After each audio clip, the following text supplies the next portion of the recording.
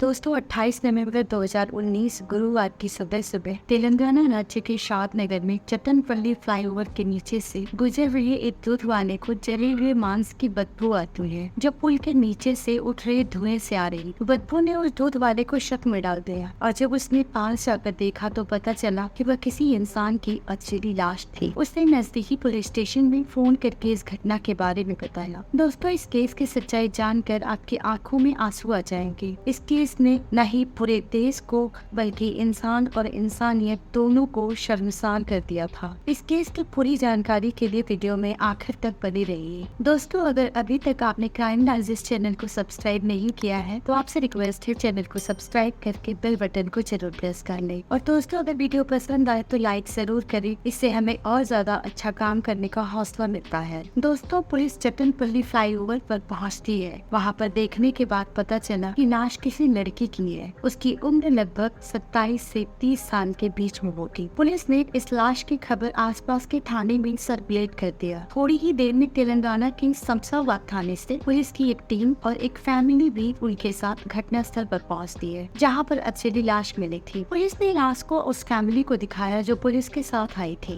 लाश के शव में स्कार और गले में श्री गणेश की लॉकेट से उस फैमिली ने शव को पहचान लिया। वह शव उनकी बेटी प्रियंका रेड्डी का था। दोस्तों प्रियंका रेड्डी हैदराबाद से 50 किलोमीटर दूर तेलंगाना के शाद नगर में अपने माता पिता और एक बहन के साथ रहती थी। प्रियंका का जन्म 1992 में हुआ था। उनके पिता श्रीधर रेड्डी एक सरकारी कर्मचारी है। उनकी माता विजया रेड्डी एक हाउसवाइफ है और उनकी एक बहन है भव्या रेड्डी। प्रियंका को बचपन से ही जानवरों से बहुत लगाव था, जिसके चलते प्रियंका ने अपना करियर भी इसी फील्ड में चुना और वह एक वेटरनरी डॉक्टर यानी कि पशुओं की डॉक्टर बनी। डॉक्टर प्रियंका का घर शाद नगर में था, लेकिन वह ड्यूटी के लिए अपने घर से 30 किलोमीटर दूर शमशाबाद जाया करती थी। जो कि प्रियंका को रोज 30 किलोमीटर का सफर तय करना होता था, तो उसके लिए उसने एक स्कूटी खरीदी और रोज उसी स्कूटी से अप डाउन किया करती थी। जिस रास्ते से प्रियंका आना जाया करती थी उस रास्ते भी टोल प्लाजा पड़ता था, जिसका नाम है टोंडूपल्ली टोल प्लाजा। जो कि प्रियंका के घर से उसके क्लिनिक के बीच की दूरी ज्यादा थी, तो वह रोज अपनी स्कूटी को टोंडूपल्ली टोल प्लाजा पर पार्क कर देती थी और वहाँ से आगे अपनी क्लिनिक के लिए कैब या टैक्सी लेकर चली जाती थी। सो बेसिकली प्रियंका का यही डेली रूटीन था, घर से टोल प्लाजा तक स्कूटी से जाना और फिर टोल प्लाजा पर स्कूटी को पार्क करना और आगे के लिए कैब या टैक्सी लेकर क्लिनिक जाना और फिर इसी तरह से वो अपने घर वापस भी आती थी। अपने डेली रूटीन के मुताबिक प्रियंका 27 नवंबर 2019 को अपने घर से क्लिनिक के लिए निकली। टोल प्लाजा पर उसने स्कूटी पार्क की और वहाँ से आगे के लिए कैब लेकर क्लिनिक पहुंची। पूरे दिन की ड्यूटी खत्म करके प्रियंका 7 बजे अपने क्लिनिक से फ्री होती है। प्रियंका को स्किन से रिलेटेड कोई प्रॉब्लम थी, जिसके लिए उसने 27 नवंबर को ही एक स्किन डॉक्टर से अपॉइंटमेंट ले रखा था। प्रियंका डॉक्टर को अटेंड करती है। स्किन डॉक्टर के क्लिनिक से निकलने में प्रियंका को रात के 9 बज जाते हैं। प्रियंका ने अपने घर पे पहले ही बता रखा था कि उसका स्किन डॉक्टर के साथ अपॉइंटमेंट है, तो घर पहुँचने में रात को देर हो जाएगी। प्रियंका अपना सारा काम खत्म करती है और 9:18 पर टोंडूपल्ली टोल प्लाजा पर पहुँचती। अपनी स्कूटी के पास पहुँचने पर उसे पता चला कि उसकी स्कूटी का पिछला टायर पंचर, जिसे देखकर प्रियंका बहुत बुरी तरह घबरा जाती है, क्योंकि उस वक्त काफी लेट हो गया था। टोल प्लाजा पर ज्यादातर ट्रक ही दिखाई दे रहे थे और सड़कें ज्यादातर सुनसान थी। कहीं कोई लड़की या औरत प्रियंका को दिखाई नहीं दे रहे थे और आसपास ट्रक ड्राइवर थे जो उसे घूर घूर कर देख रहे थे। प्रियंका ने अपनी बहन भव्या को फोन लगाई और उससे सारी परेशानी बताई। उसकी बहन ने कहा कि स्कूटी को वहीं छोड़कर कैब से घर आ जाओ, लेकिन प्रियंका नहीं मानी। उसने स्कूटी को वहाँ छोड़ने से मना कर दिया। आप तो इस बात को समझ सकते हैं, क्योंकि एक मिडिल क्लास फैमिली के लिए स्कूटी वहाँ छोड़ना बड़ी बात थी। सो उसने स्कूटी छोड़ने वाली बात नहीं मानी। इस वक्त प्रियंका ट्रक के पीछे अपनी स्कूटी के साथ खड़ी थी और फोन पर अपनी बहन से बात कर रही। उस वक्त रात के 9:25 का समय हो रहा था। तभी पीछे से लगभग 26 साल का एक लड़का होता है, जिसका नाम मोहम्मद आरिफ था। वह पेशे से ट्रक ड्राइवर था। वह प्रियंका की मदद करने के लिए कहता है, लेकिन वह लड़का प्रियंका को ठीक नहीं लग रहा था, इसलिए प्रियंका ने उसकी मदद लेने से इनकार कर दिया। तो आरिफ वहाँ से चला जाता है। चूंकि रात काफी हो चुकी थी और सड़कें भी सुनसान हो चुकी थी और रास्ते से इक्का दुक्का ट्रक ही गुजर रहे थे, तो प्रियंका को अब डर लगने लगा। प्रियंका ने अपनी बहन भव्या से कहा कि तुम फोन पर ही मेरे साथ रहो, कॉल को डिस्कनेक्ट नहीं करना। आरिफ के जाने के बाद एक और लड़का वहाँ प्रियंका की मदद करने के लिए आता है, जिसका नाम होता है जोलू शिवा। वह प्रियंका से कहता है कि पास में ही एक पंचर बनाने वाले की दुकान है, मैं आपकी स्कूटी वहाँ ठीक करवा कर ले आता हूँ। प्रियंका को यह लड़का ठीक लगा। उसने जोलू शिवा को अपनी स्कूटी दे दी। अभी 5 ही मिनट निकले थे कि वह लड़का वापस आ गया और बोला कि मैकेनिक की दुकान बंद है। जोनू शिवा ने प्रियंका से कहा कि थोड़ी दूर आगे एक और पंचर वाले की दुकान है, अगर आपको ठीक लगे तो आप अपनी स्कूटी मेरे ट्रक में रख कर वहाँ चलकर दुकान पर अपनी स्कूटी ठीक करवा के अपने घर जा सकती है। लेकिन प्रियंका ने जोनू शिवा की यह बात नहीं मानी और उसने मना कर दिया। इसके बाद जोनू शिवा भी वहाँ से चला गया। इस वक्त रात के 9:44 का समय हो रहा था और इन सब बातों के दौरान प्रियंका की बहन भव्या कॉल पर ही थी। लेकिन 9:44 पर प्रियंका का कॉल कट जाता है। जब प्रियंका का कॉल नहीं आता है तो भव्या प्रियंका को कॉल बैक करती है, पर उसका फोन स्विच ऑफ आ रहा था। भव्या को लगा कि फोन बंद हो गया होगा और प्रियंका कुछ ही देर में टैक्सी लेकर घर आ जाएगी। घर वाले वेट करने लगे, लेकिन 2 घंटे निकल जाने के बाद भी प्रियंका घर नहीं पहुंचे। प्रियंका के घर वाले अब बहुत ज्यादा घबराने लगे। भव्या को तो यह पता था कि प्रियंका की स्कूटी टोल प्लाजा पर ही है, क्योंकि उसने वहीं से उसको कॉल किया था। तो भव्या ने अपनी गाड़ी ली और अपने माता पिता के साथ टोल प्लाजा की तरफ चल देती है, क्योंकि प्रियंका रोज अपनी स्कूटी एक फिक्स जगह पर पार्क करती थी। तो उसकी स्कूटी का पार्किंग प्लेस था जिसके बारे में भव्या को पता था। भव्या उस पार्किंग प्लेस पर पहुंचती है तो वहाँ पर प्रियंका और उसकी स्कूटी दोनों नहीं थे। अब घर वालों की टेंशन बढ़ने लगी। इस वक्त रात के 12 बज रहे थे। भव्या तुरंत भागकर साइबराबाद पुलिस स्टेशन पहुंचती है और वहाँ पुलिस को सारी डिटेल्स बताती है। लेकिन यहाँ पर पुलिस ने अपना काम ठीक से नहीं किया, जिसके लिए पुलिस अक्सर बदनाम होती है। भव्या ने जब टोंडोपल्ली टोल प्लाजा से अपनी बहन और उसकी स्कूटी गायब होने की बात पुलिस को बताई तो साइबराबाद पुलिस वालों ने भव्या को कहा कि हमें माफ कर दे, यह एरिया हमारे पुलिस स्टेशन के अंदर नहीं आता, तो आप शमशाबाद पुलिस स्टेशन जाएगी और वहाँ पर FIR दर्ज कराएंगे। जबकि दोस्तों 0 FIR करके पुलिस द्वारा नॉन जुडिशियल एरिया में भी छानबीन की जा सकती थी। 0 FIR के तहत पुलिस यहाँ पर कार्यवाही कर सकती थी, लेकिन पुलिस वालों ने मना कर दिया। दोस्तों यहाँ पर आपको 0 FIR के बारे में थोड़ा सा बताते चले। जब भी किसी पीड़ित व्यक्ति को विपरीत या फिर किसी कठिन परिस्थिति में किसी बाहरी पुलिस थाने में अपना केस दर्ज कराने की जरूरत पड़ती है तो अक्सर देखा जाता है कि पुलिस वाले आनाकानी करते हैं या फिर अपनी सीमा से बाहर भी किसी घटना के बारे में उतने गंभीर नहीं होते हैं। इसके लिए सरकार ने ऐसी परिस्थितियों में जनता के अधिकारों को बचाए रखने के लिए 0 FIR का प्रावधान बनाया है, जिसके तहत पीड़ित व्यक्ति अपराध के खिलाफ तुरंत कार्यवाही के लिए किसी भी पुलिस थाने में अपनी शिकायत दर्ज करवा सकते हैं और बाद में इस केस को अपने एरिया के थाने में ट्रांसफर भी करवाया जा सकता है। दोस्तों अब केस पर वापस चलते हैं। जब साइबराबाद पुलिस वालों ने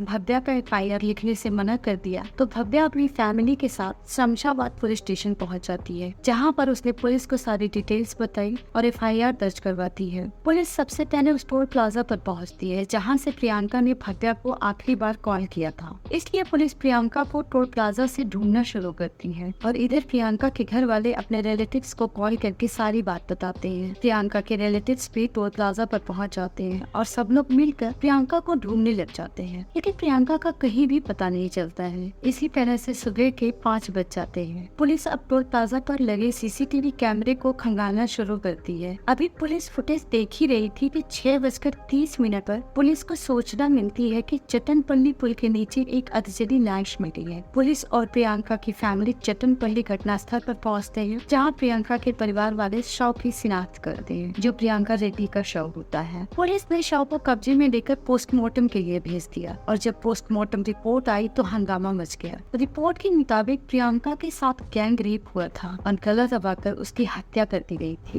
रिपोर्ट में यह भी लिखा था कि मरने के बाद भी प्रियंका के साथ रेप किया गया था और फिर लाश पर केरोसिन डालकर उसे जला दिया गया था। चूँकि केरोसिन कम था इसलिए बॉडी पूरी तरह से नहीं जल पाई थी। इस खबर के बाहर आते ही हैदराबाद की पब्लिक सड़कों पर उतर गई और जस्टिस पर प्रियंका की मांग शुरू हो गई। धीरे धीरे यह प्रदर्शन पूरे देश में बढ़ने लगा, जिससे पुलिस पर बहुत ज्यादा दबाव बनने लगा। अब इस केस को पुलिस के बड़े अधिकारी सुलझाने में लग जाते हैं। चूँकि पुलिस को शुरू से ही ट्रक ड्राइवर्स पर शक था, तो इसलिए पुलिस ने चटनपल्ली टोल प्लाजा के CCTV फुटेज को ठीक से खंगालना शुरू किया। पुलिस को CCTV के रिकॉर्ड डेटा में प्रियंका से बात करते हुए 2 लड़कों की फुटेज हुई थी, जो मोहम्मद आरिफ और जोनू शिवा की फुटेज थी। पुलिस ने उनके ट्रक का नंबर लिया और ट्रक के मालिक को कॉल करके पूछा कि 27 नवंबर को यह ट्रक किसके पास था। ट्रक मालिक ने बताया कि 27 नवंबर को यह ट्रक मोहम्मद आरिफ के पास। पुलिस ने मोहम्मद आरिफ का एड्रेस लिया और 29 नवंबर 2019 को पुलिस ने मोहम्मद आरिफ को गिरफ्तार कर लिया। अपनी गिरफ्तारी के बाद आरिफ ने अपने 3 और साथियों का नाम बताया, जिनके नाम थे जोनू शिवा, जोलू नवीन और चिंता कुंता। पुलिस ने यहाँ अपना काम बहुत ईमानदारी से किया था, क्योंकि 27 नवंबर को यह घटना हुई थी और 28 नवंबर को प्रियंका की डेड बॉडी मिली थी और 29 नवंबर 2019 को चारों अपराधियों को